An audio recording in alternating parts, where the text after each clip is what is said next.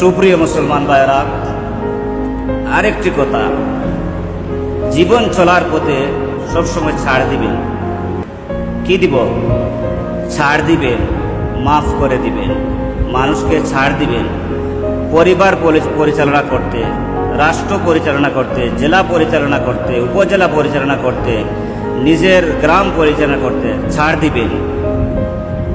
কেননা মহান আল্লাহ সুবহানাহু ওয়া তাআলা বলতেছেন, রব্বানা ওয়ালা তুহাম্মিলনা মা লা তাকাতা লানা বিহি ওয়া'ফু আন্না ওয়াগফির লানা ওয়ারহামনা আনতা মাওলানা ফানসুরনা আলাল কওমিল কাফিরিন। মহান আল্লাহ সুবহানাহু ওয়া তাআলা ওয়া'ফু আন্না ওয়াগফির লানা, কত যে আমাদেরকে ছাড় দিয়েছেন, ঠিক কি না? কত যে পাপ করি, গুনাহের কাজ করি, অন্যায় করি, বেয়াদবি করি। চাইলে তো মারতে পারেন, পারেন কি পারেন না?